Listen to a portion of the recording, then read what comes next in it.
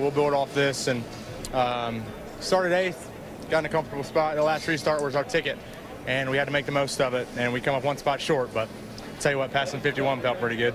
You were making a run towards the front, and you and Kyle both got loose in turns 3 and 4. What was the issue on that particular corner, that lap? It reminded me of Eldora. Oh, I felt like Larson up there bouncing off the fence. Just a fine line. You get up in the marbles, and it just sucks you right in. So not sure what happened to Kyle. I guess he cut down a tire, but a good day for KBM. We'll build off this, like I said. Oh, it's just a little scrape. No harm, no foul. But thanks to everybody involved, Toyota, Coca-Cola, Alpine Stars, Driven Steering Wheels, Beam Designs. Everybody makes this possible. The man upstairs for sure gave me this opportunity. We'll go to Canada, figure out how to turn right, and have some fun. That interview shows you what it means to these drivers to go to victory lane at Bristol. Bubba Wallace comes home P2. And guys, nothing to be embarrassed about. He did an immaculate job there, but he was up against one of the very best we have in our sport who didn't make any mistakes. Just think about what he was trying to process, though. He finished second to Brad Keselowski. He beat his boss, Kyle Busch. That had to feel like he even mentioned how good it felt passing that 51 truck. But, you know, when you get that close, you just can't take NASCAR wins for granted. And when you get that close, you can taste it. It takes a second to get it all straight in your brain. You want to get out and be happy for your team. Jerry Baxter does an awesome job working on that truck as a crew chief. You know, Jerry's just a guy that fixes things. He's a truck guy. He's a truck guy, and he knows how to fix a truck. And he and Bubba have a great relationship. I was able to spend some time with both of them yesterday a bit, and they were really optimistic about their truck coming here. And it looked like a great result, but that just shows how much it means to get to victory lane. The biggest distance in all of NASCAR is the one from first to second. You know, you finish third, you're just like, well, you know, we got beat. Good day, had a good day. Right. Yeah. You finish second, and you're like, how could I have done it? What could I have done differently? Joey Coulter had a nice day. Joey finishing in the 7th position. Bob Dillner is with him. And that 7th place runs means Joey Coulter has now finished in the top 15 in 11 straight races. And you do that despite being a little bit under the weather. How do you survive Bristol with a sinus infection? I think I was the only one last night that was a little bit glad to see it rain, because they let me go get another good night's sleep. But man, I'm so pumped about our Allegiant guys right now, man. They just don't have any quit in them, and it doesn't matter how rough practice is, how bad we qualify. They're joking around, having a good time in the trailer, and it keeps me and the crew chief a little bit happier, because we get a little ill when we're not running all that great. But man, I'm so pumped up about today. All the trucks we passed, the spots we picked up on pit road, is just a great day for us. Is this team turning the corner at the right time of the year? I think so. I mean, you know, we felt like we got off to a slow start at the beginning of the year. But rather than worrying about that, we just all dug deep, and all of our testing that we've done, all the engineering changes we've made, and just all the progress we've made working with Chevrolet and the other Chevy teams has just gotten us better and better. And I think we're going to be in a really good spot by the time we leave Homestead to gear up for next year. Coulter now has 3 top 10 finishes here in Thunder Valley. This has been fun to watch, hasn't it, guys? Just see a team like this 21 Allegiant team that Joey spoke of, getting competitive, getting into position to where now, when you talk about who could be the next winner on the circuit, we talk about Joey Coulter. Yeah, and he jumped up 2 spots in points, went all the way from 9th to 7th, too. So great day for Joey Coulter and his team. What about our teenagers? They were all solid, no mistakes. A great experience for them here at Bristol. Well, if you're at work, don't go to lunch yet. More interviews from Bristol just ahead.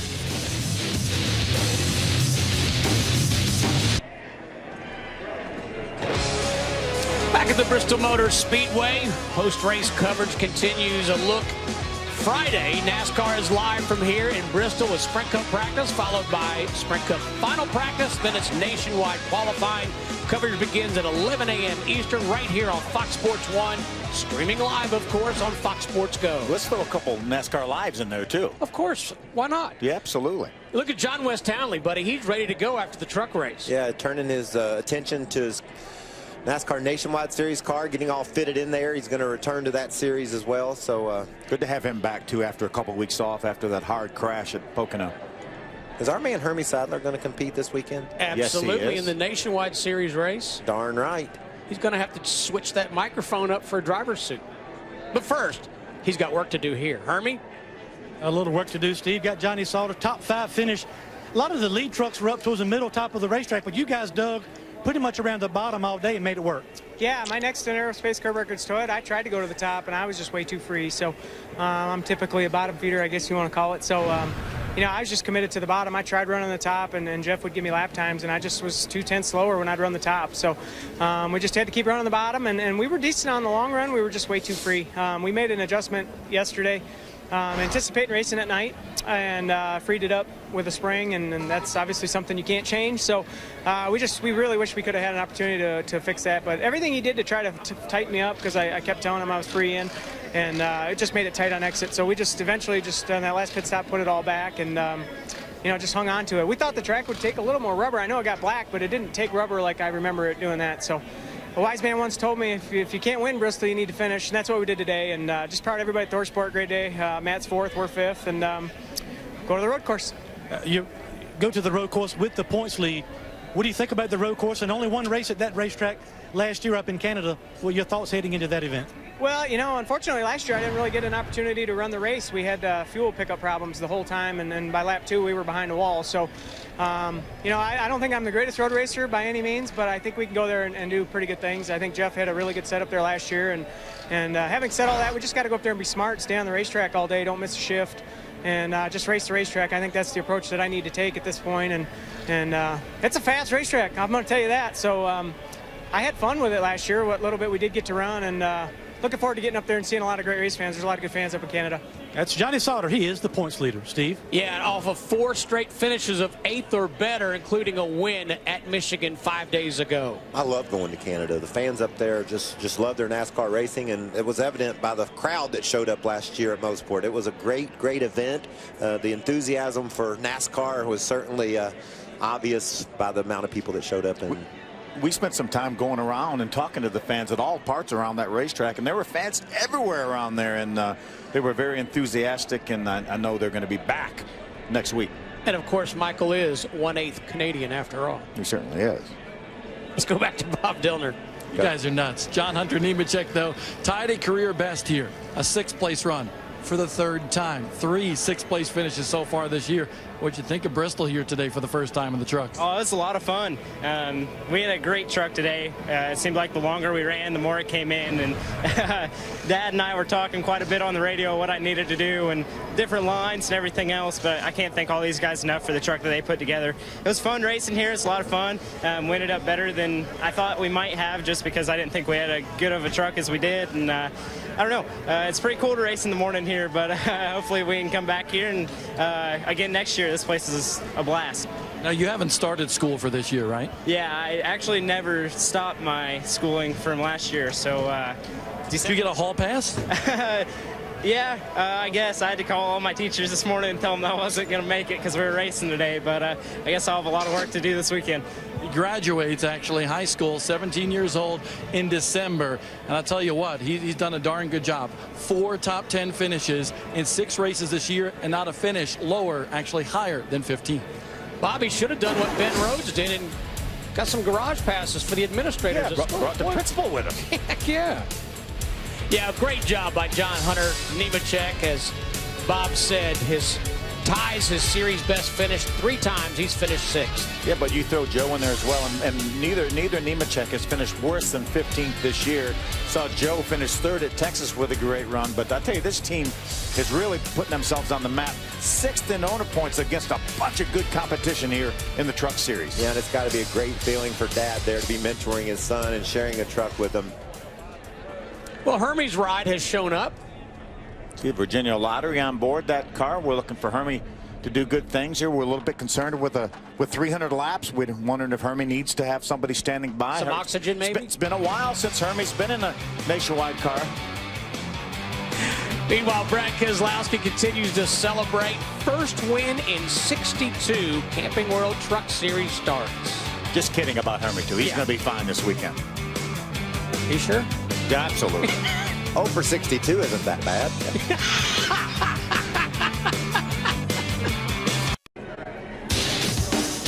Post-race coverage continues here of the UNOH 200 presented by Sloop. Brad Keselowski is the winner. Ryan Blaney battled his way to a 13th place finish. Bob Dillner's with him. And Steve, it was certainly a battle for Ryan Blaney here today. Dropped to 4th in points, but what was the story of what happened here today? We were just chasing our truck all weekend, or for 2 days here.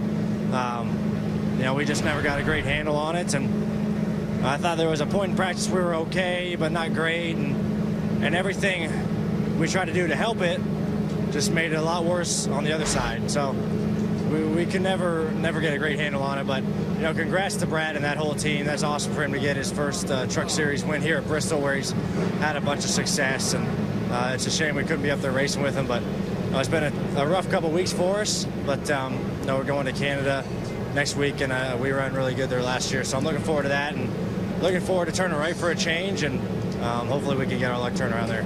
Ryan Blaney is doing double duty here at Bristol. He'll climb in the 22 car here in the Nationwide Series for Penske Racing, and he finished 4th the last time here in that car. Hermie? Well, Cole Custer, I see a little bit of a disappointment in your face. Still a top 10 finish. You guys took 2 tires on one of those pit stops. Did that affect the handling of your truck at all? I don't think it hurt us too much. I think it was a great call. I think they got us up there. And I thought we were going to go stay up there, maybe gain some spots. But on the pit stop, we made a little adjustment, and just we were loose in before. We got real tight right on that run. So we just maybe over-adjusted a little bit. But everybody at Turner Scott Motorsports gave us a great truck, and I can't thank Haas Automation and Gene Haas enough. And, I mean, we had a pretty good run, and I can't be disappointed with an 8th, but I wish we could have ran top 5 or compete for a win today. You got to go through these things for the first time as a driver at this level. What will you take from this race that will help you the next time you strap in the Camping World Truck Series? I mean, everything. I mean, the racing here is it's the fastest place that we go to for sure. Just everything happens so fast, and you're trying to handle your truck while you're trying to pass somebody. So it's a place where you never get used to it, and you just have to race as hard as you can every lap. That's Cole Custer. Good, solid effort. Qualified on the front row, finished in the top 10. 3rd top 10 finish for that young man in 5 starts this year. Meanwhile, Brad Keselowski, to the victor goes the spoils. His first Camping World Truck Series trophy.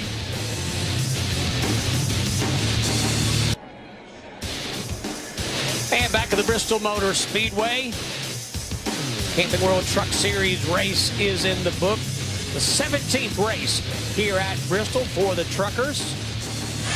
Kyle Busch relegated to a 24th place finish after that flat right rear tire. But Michael, you said it at the top of the show, 16 wins here on this half mile for Kyle.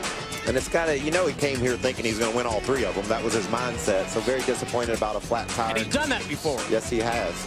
And very disappointed about a flat tire that took that chance away from him. But 2 more big events that he can put his name in the record books on. And he's going to be a favorite for both. Take a quick look at the highlights. Timothy Peters had to drop to the rear of the field, a former winner here. Yeah, and that will probably cost him. We'll see that in just a few moments. Brad Keselowski was able to match Kyle Busch early in the race and actually drive around the bottom of them when they caught some lap traffic. Brad, a bold move to the bottom of the track to grab the lead. Keselowski and Busch, the only drivers to lead laps. Then Jake Crum makes a mistake, drives hard into the corner, takes out Brian Silas, and that was the end of Timothy Peters' day as well. He struggled after that with damage. He's not mad at this truck. That's not why he's beating it. He's trying to help it. Ends up with a 26th place finish for Timothy Peters. Jody Knowles had a engine expire. That was on lap 111. That brought out the 3rd caution. And there's one mistake that Kyle Busch made in the first 2/3 of this race, 3/4 of this race. Brad Keselowski took advantage of it, and that was the pass for the win. John West Townley gets loose in the center of the corner, and Taz gets into the side of Greg Alding, and look, Brandon Jones, Justin Boston, all involved in a crash. Very rarely is there a single truck accident at Bristol. Things are so tight, and you run so close. Just 4 cautions here today, the fewest in 17 Truck Series races on this half mile. Yeah, late in the race, Kyle running 3rd, cuts down a right rear tire. That's going to bring him to pit road. He's going to end up with a 24th place finish. And there's the man, Brad Keselowski, with Dustin Lynch on his tailgate, on his truck bed, drives to victory lane. Let's go to Bob Dillner. Down here with Ben Rhodes, who winds up with a top 10 run here, the 2nd of your career. But what was the trucks like here at Bristol? It's different. Racing those K&N cars here is a lot of fun, but the trucks is a learning experience. I know getting the lap down isn't fun, but that was probably the best thing for us tonight, getting to follow Kyle Busch and Keselowski. Those guys are fast here for a reason. They've done it a lot, and it's hard to compete with that, but when you get to follow from them and learn from them, that's when I picked up a lot of speed and made my way back up. I just need some pit road practice now. Did the dean of students or whomever it was that was here with you, did he stay and did he come down to the pit box? I don't know. I didn't see him. I told him come down here, you know, bring everybody back, come sit on the pit box. No, he's